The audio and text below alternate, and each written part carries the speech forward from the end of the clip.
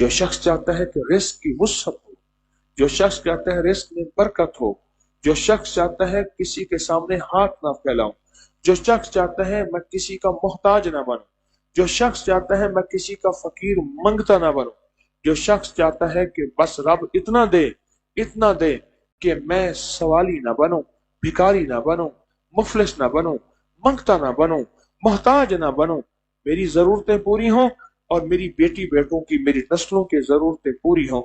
یہ عمل کرنا سورج کے وقت ہے، سورج کے نکلنے کے وقت ہے، اور وہ تقریباً 9، 9:30، 10 بجے تک یہ سورج کے نکلنے کی ساعت ہوتی ہے ہمیشہ۔ اس کے بعد پھر سورج جوبن پہ آتا ہے۔ یہ عمل کرنا ہے، اور اس کو اگر روزانہ جاری رکھیں، چند دن، آپ پوچھیں گے کتنا عرصہ کریں، میں کہوں گا چند دن، چند ہفتے، چند مہینے، اس کو جاری رکھیں تو اس کی بہت تاثیر ہے۔ اور یہ انشاءاللہ میرے بڑوں کی، جن کی طرف سے مجھے روحانی، ان کی توجہات اور ان کی اجازت میں جب عمل ہوگا اس کی طاقت اور ہوتی ہے۔ اس نقطے پہ غور کیجیے، ان کی اجازت اور ان کی توجہات میں جو عمل ہوتا ہے اس کی طاقت اور ہوتی ہے، اور اس کا کمال اور ہوتا ہے، اور اس کی تاثیر اور ہوتی ہے، اور اس کا وجدان اور ہوتا ہے، اور اس کی برکات اور ہوتی ہے۔ یہ انشاءاللہ اجازت اور توجہ سے عمل سارے کریں گے، اور یہ ہر حالت میں کیا جا سکتا ہے۔ خوشحالیوں کے لیے، تمنگریوں کے لیے بڑا انوکھا عمل ہے، اور یہ پہلی دفعہ ابگری کے سٹیج سے اور ابگری کی آواز میں یہ پہلی دفعہ یہ بات آئی ہے، اور انشاءاللہ آپ کو اس کا نفع ملے گا۔ جس نے کیا رب نے اس کو رنگ دیا۔ اور روزانہ صبح سورج کو دیکھتے، صبح سے مراد 12 بجے تک صبح ہوتی ہے، بعض کہتے ہیں چاشت تک صبح ہوتی ہے، اور چاشت کا وقت جو ہے موجودہ 10 بجے تک رہتا ہے۔ بعض کہتے ہیں فجر کو صبح ہوتی ہے، بعض کہتے ہیں اشراق تک صبح ہوتی ہے، اور چاشت تک صبح کی انتہا ہوتی ہے۔ سورج کو دیکھتے ہو، اور مجبوری جو دنیا کے جس کونے میں بیٹھے ہیں وہ سورج کو نہیں دیکھ سکتے، اور سورج کے دیکھنے کا تصور آسمان کی طرف تصور کر کے وہ بھی پڑھیں گے جو پوری دنیا میں بیٹھے ہیں، انشاءاللہ وہ بھی رنگے جائیں گے۔ تو سورج کو دیکھتے ہوئے، سورج کو دیکھتے ہوئے، اور دیکھنے سے مراد بس ایک ہلکی سی نظر ہو، ضروری نہیں کہ سر اوپر اٹھا کے، ہلکی سی نظر دیکھ کے تسبیح پڑھ لیں، پھر ہلکی سی نظر دیکھ کے تسبیح پڑھ لیں۔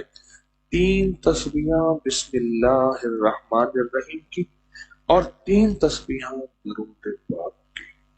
کتنی تسبیحاں کیا پڑھیں گے بولے؟ 3 تسبیحاں بسم اللہ الرحمن الرحیم کی، اور 3 تسبیحاں درود پاک کی پڑھیں گے۔ یہ عمل ہر حالت میں کر سکتے ہیں۔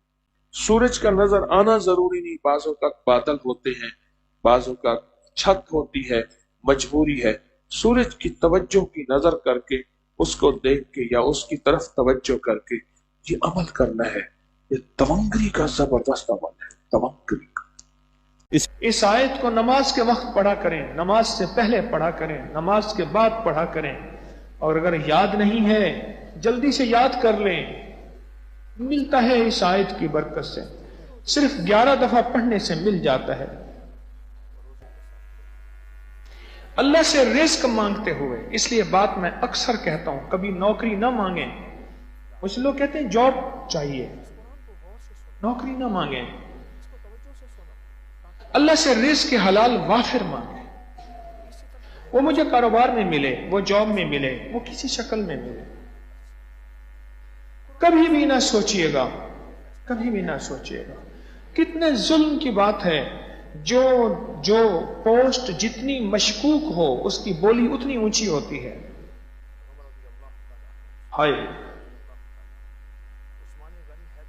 ایک صوبے کا بہت بڑا افسر، میں نام نہیں لیتا، صوبے کا بہت بڑا افسر ریٹائر ہو گیا، آج کوئی 15، 18، 20 سال ہو گئے۔ اس کی بوڑھی بیوی میرے پاس آتی ہے، لہو اور خون کے جو آنسو روتی ہے، اولاد، گھر، زندگی، نسلیں، کچھ نہ بچاؤ۔ سکون تو دور کی بات، اس کی زندگی میں سکون نام کی چیز کی کبھی اس نے دھول بھی نہیں سونگی، سب کچھ ختم ہو گیا۔ اس کے بعد پھر جو اس کو پیروں نے لوٹا، جادو کے نام پہ، بندش کے نام پہ، سب کچھ ختم، نسلوں میں کثرت آئی، نسلوں میں برکت نہ آئی۔ اس آیت کو سحری کے وقت پڑھا کریں، اس آیت کو افطاری کے وقت پڑھا کریں، اس آیت کو نماز کے وقت پڑھا کریں، نماز سے پہلے پڑھا کریں، نماز کے بعد پڑھا کریں، اور اگر یاد نہیں ہے جلدی سے یاد کر لیں۔ 11 دفعہ پڑھنے سے رزق روحانی بھی ملتا ہے اور رزق جسمانی بھی ملتا ہے۔ رزق جسمانی کیا ہے؟ گھر ہے، سواری ہے، رزق ہے، دولت ہے، صحت ہے، تمنگری ہے، مال ہے، چیزیں ہیں، بیٹے ہیں، اولاد ہے، بیوی ہے، چھت ہے، زندگی کا سکون ہے، یہ سارا کا سارا رزق جسمانی ہے۔ اور رزق روحانی کیا ہے؟ ایمان، اعمال، تقوی، اللہ کا تعلق، سجدے، تسبیحات، صدقات، خیرات، اللہ کی طرف اٹھے قدم۔ یہ گھر کو چھوڑ کے جو آپ تسبیح خانے آ کے پڑے ہیں چٹائیوں پہ، یہ رزق روحانی، یہ سارا رزق روحانی ہے، یہ سارا رزق روحانی ہے، یہ سارا رزق روحانی ہے۔ اس آیت کے ذریعے اللہ سے مانگا، مولا دنیا میں ظاہر میں بھی عیدیں کرا دے اور آخر میں بھی عیدیں کرا دے، تیرے لیے کون سی دیر ہے؟ تو سخی شہنشاہ ہے، تو لکھپال لجپال ہے، تیرے لیے کون سی دیر؟ میں بہت عرصہ ایسے کبھی جاتا تھا تو انارکلی سے یہ قطب الدین ایبک کے مزار پہ چلتے چلتے کچھ کلمات پڑھ کے اس کی روح کو ہدیہ کرتا، اب بھی کر دیتا ہوں کبھی جاتے جاتے کبھی کبھار۔ بادشاہ تھا، بر صغیر کا بہت بڑا بادشاہ تھا اور نیک بادشاہ تھا۔ میں اللہ سے عرض کرتا رہا کہ یا اللہ اس کے حالات مجھ پہ کھول دے۔ اچھا میں نے وہ نفل نہیں پڑھے جو 4 رکعت نماز نفل، سورۃ الہاکم التکاثر ملاتے ہیں میت کو خواب میں دیکھنے کے، وہ نفل نہیں پڑھے۔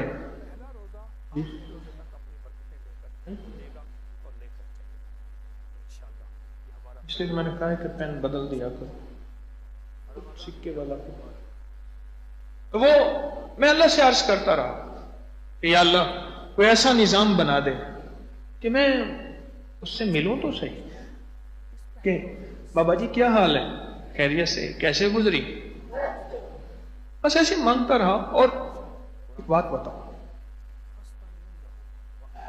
منہ کھاوے تے آنکھ شرماوے، یہ سچ ہے۔ اس کی روح کو پڑھ پڑھ کے ہدیہ کرو، منہ کھاوے نا، اس کی روح کو پڑھ پڑھ کے ہدیہ کرو۔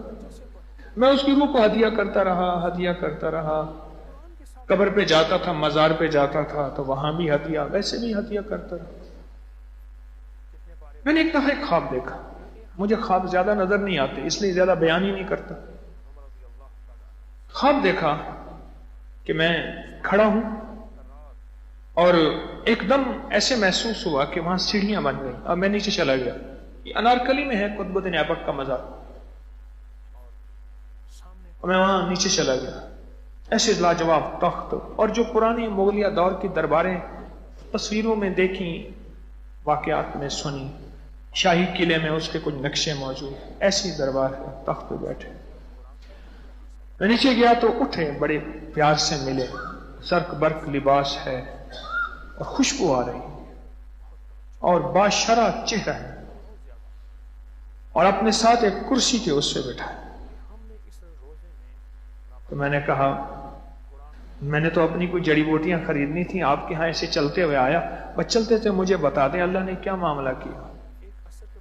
کہنے لگے دنیا کا بھی بادشاہ ہوں، آخرت کا بھی بادشاہ۔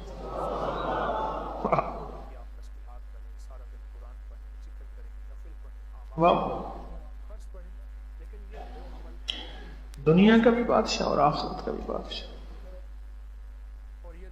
اور بھی باتیں بہت ساری ہوئیں، کچھ تحفے بھی دیے، کچھ ہدیے بھی دیے، کچھ چیزیں دی۔ میں اس واقعے کے ساتھ جو آپ سے عرض کرنا چاہتا ہوں کہ اللہ سے کہیں مولا تو کریم ہے، تو قادر ہے۔ دنیا میں غربت فقر میں ساری عمر زندگی حسرتوں کے ساتھ گزارتے گزارتے مر گیا، آخرت کی بادشاہت دیکھی، اللہ دنیا کی بھی دے دے آخرت کی بھی دے دے، اور پھر اگر مل جائے تو شکر ہے، اگر نہ ملے تو سمجھ لے اس میں میرے لیے خیر ہے۔ اگر مل جائے تو شکر ہے، اور اگر نہ ملے تو سمجھ لے میرے لیے اسی میں خیر ہے۔ میرا اللہ تھوڑی سی دنیا میں میری کفایت کفالت کر کے کائنات کے نظام کو سمیٹ کے مجھے اپنے پاس اس طرح بلانا چاہتا ہے کہ مجھے آخرت کا بہت بڑا مالدار بنانا چاہتا ہے۔ اس آیت کو رمضان میں کیش کریں اور پھر عیش کریں اور نسلیں عیش کریں، اور اس تصور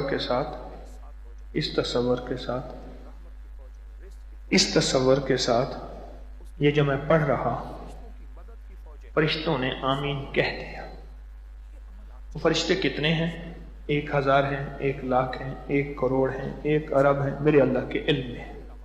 پر میرے اللہ اس کے حبیب نے فرمایا فرشتے آمین کہتے ہیں، تو یہ سچ ہے، حق ہے، حق ہے اور حق ہے۔ اس جذبے کے تحت کہ فرشتوں نے آمین کہہ دیا بس، اور میں نے اللہ کے خزانے میں اپنی فائل جمع کرا دی فرشتوں کی آمین کے ساتھ، تائید کے ساتھ۔ کہنے لگا میں تھا ریڈر جج صاحب کا، میں نے اس کو کہا اپنی فائل جمع کرا، میں نے فائل اوپر رکھ دی، جج صاحب نے اٹھایا نا تو کہنے لگا یہ کیا ہے؟ میں نے کہا سر بہت ضرورت مند ہے اور آپ کا بڑا خیر خواہ ہے۔ تو میں نے 2-4 باتیں کہیں، جج صاحب نے کہا اچھا ہاں ٹھیک ہے، یہ دستخط کر کے مجھے دے دیے۔ تو ریڈر صاحب جو فرشتے صاحبان ہیں ان کی آمین بھی ساتھ کروا دی۔ اور اللہ ریڈروں کا محتاج نہیں ہے، من ذا الذی یشفع عندہ الا باذنہ، اس کے سامنے فرشتے پر کیا مار سکیں؟ پر حدیث میں آتا ہے فرشتوں کی سفارش ہوتی ہے۔ میں نے اس دن آپ کو چند احادیث بیان کر کے بتائی تھی کہ یا اللہ کوئی مانوس سی آواز ہے اور یا اللہ کوئی نامانوس آواز ہے، جو بندہ ہر وقت مانگتا رہتا ہے سکھی دنوں میں، جب دکھ آتا ہے تو فرشتے کہتے ہیں یا اللہ کوئی مانوس سی آواز ہے، پہلی کوئی آواز تھی پہچانی ہوئی ہے، تو فرشتے سفارش کرتے ہیں۔ جب یہ فیصلہ ہو گیا کہ رمضان میں ہمارے لیے فیصلے رزق کے، عزت کے، دولت کے، روحانیت کے، صحت کے، رزق کے، حلال طیب کے، ظاہری اور باطنی رزق کے ہوں گے، ہوئے ہیں، تو ایک ایک پل کیوں ضائع کر دیا؟ 4 روزے ہو گئے، کیوں ہوئے؟ اس آیت سے مانگے بغیر کیوں ہوئے؟ میرا قصور ہے، میں آپ کو بتا دیتا۔ آج قدرتی ہم نے یہ آیت تلاوت میں سنی تو میرے جی میں آیا اس کو بیان کر دوں۔ ایک اور آیت آئی، قولہ الحق ولہ الملک، یہ عجیب آیت آئی، اس کے عجیب کمالات۔ فَقُطِعَ دَابِرُ الْقَوْمِ الَّذِينَ ظَلَمُوا وَالْحَمْدُ لِلَّهِ، یہ آیت آج آئی۔ لَا تُدْرِكُهُ الْأَبْصَارُ، یہ آیت آئی آج۔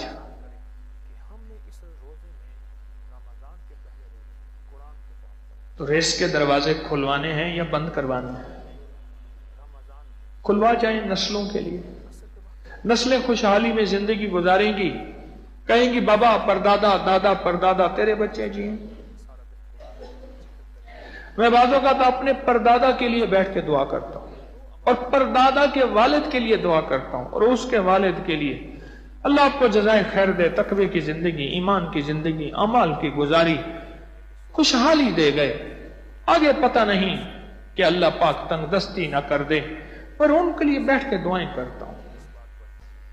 نسلوں میں اللہ سے رزق روحانی مانگو، نسلوں میں اللہ سے رزق جسمانی مانگو، اور یہ اس آیت سے مانگے، اس آیت سے مانگے۔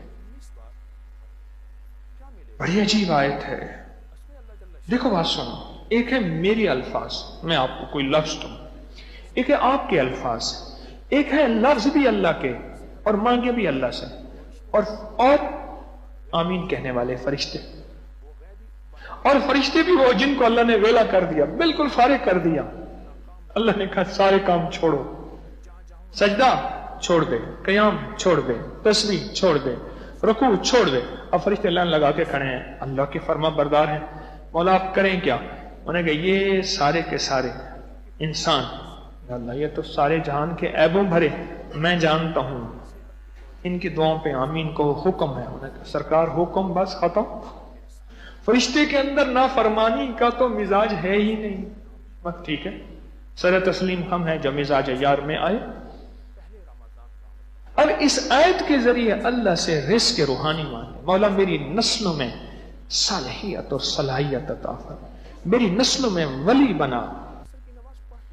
اس آیت کو یاد کریں، ان پڑھ سے ان پڑھ بندہ اس کو یاد کرے، اور ان پڑھ سے ان پڑھ اس کو یاد کر کے پھر گڑ گڑا کے اللہ سے رزق روحانی مانگے۔ خیال کرنا صرف رزق جسمانی نہ مانگنا، ورنہ لقمے مل جائیں گے، سجدے چھن جائیں گے۔ اور میں بعض اوقات ناراض ہو کے لقمے نہیں چھینتا، سجدے چھین لیتا ہے۔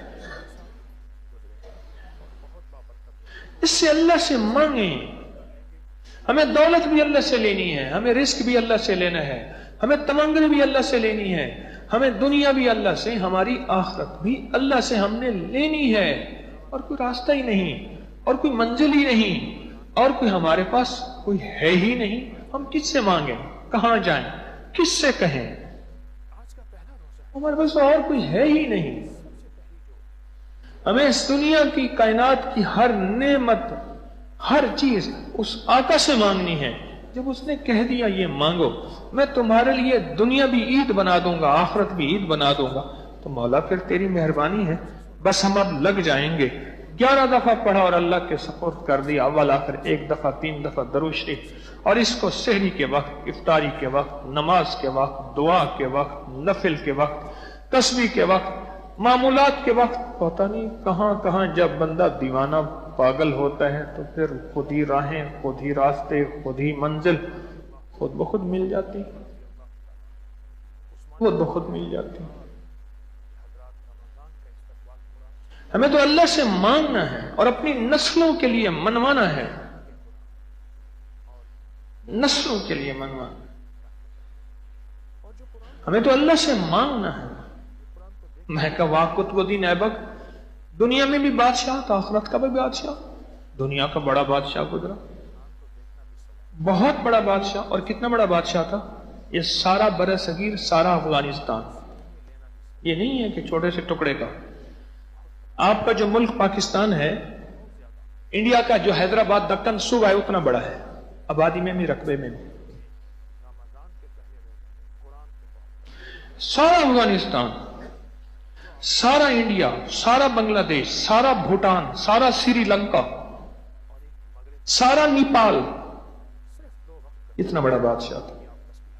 اور ادھر چین تبت تک، ادھر تک، اور کشمیر سارا، اتنا بڑا بادشاہ تھا، اتنا بڑا ملک تھا، اتنا بڑا اقتدار تھا۔ 1707 میں اورنگزیب عالمگیر فوت ہوئے ہیں۔ 1700 سے لے کر 1781 میں حضرت مرزا مدر جان جانا کی شہادت ہوئی ہے، 1781 میں۔ 1707 میں اورنگزیب عالمگیر فوت ہوا ہے، 1707 میں۔ یہ اقتدار کہاں ان کا تھا؟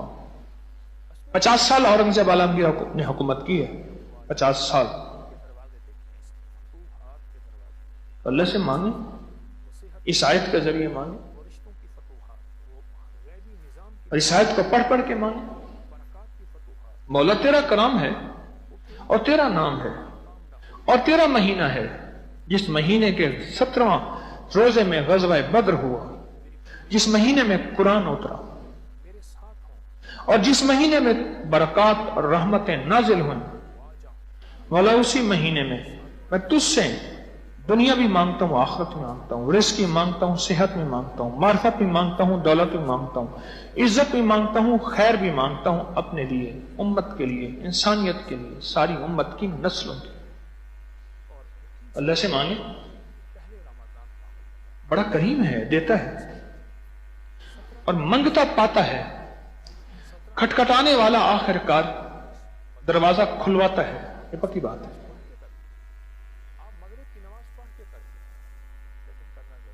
ہمیں تو ہر پل منگتا ہو کے زندگی گزارتی ہے، اور اگر جس دن ہم نے اپنا منگتا ہونا چھوڑ دیا، یقین جانیے گھاٹے میں چلے جائیں۔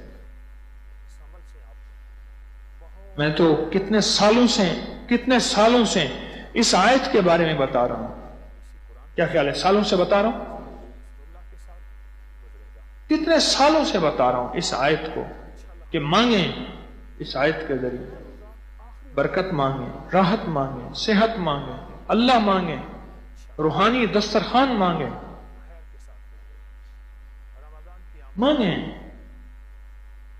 پھر اللہ غیب سے راحت برکت کے دروازے، ایمان کے دروازے اور عافیت کے دروازے ایسے کھولتا چلا جائے۔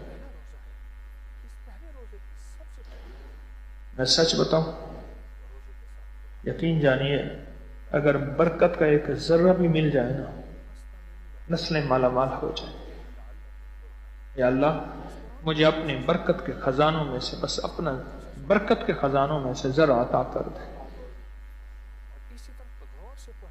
ذرا عطا کر دے، برکت کے خزانوں میں سے ذرا عطا کر دے۔ اللہ سے مانگ، اس آیت کو گڑ گڑا کے، بھکاری بن کے، محتاج بن کے پڑھ کے مانگے۔ اب آپ حضرات جن کو یہ آیت نہیں آتی، اس کو مجھے کل کون یاد کر کے بتائے گا؟ کل کا دن ہے، پکی بات ہے، وہ زیر زبر میرے والی یا صحیح تجوید بہترین؟ بھائی کسی کو پکڑ لو ساتھ والے کو کہ تجھے آتی ہے، کہ ہاں آتی، کہ مجھے یاد کرا دے، اور لگ جائے اندر۔ جب اندر لگ جائے گی نا پھر چیز مل جائے گی، جب اندر لگے گی نہیں پھر کچھ نہیں ہوگا۔ اللہ والو اسی بہانے میں قرآن یاد ہو جائے گا، اور نسلوں کے لیے کوئی فیصلے ہی کروا لیں گے۔ بہانے ہی تو ہیں۔ ایک نعمت میں بعض اوقات محسوس کرتا ہوں، تسبیح خانے کی نسبت سے اللہ کی مخلوق نے جتنی مسنون دعائیں یاد کی ہیں، جتنی قرآن آپ کی آیتیں اور صورتیں یاد کی ہیں، یہ بہت بڑی نعمت تسبیح خانے کے حصے میں آئی ہے۔ بہت دنیا نے قرآن، دعائیں، چیزیں یاد کی ہیں، بہت دنیا نے یاد کی۔ یہ نعمت اللہ نے تسبیح خانے کو عطا کی ہے۔ تو کل تک یہ یاد بھی ہو، اور یاد بھی ایسا ہو، فر یاد ہو، بالکل یاد ہو۔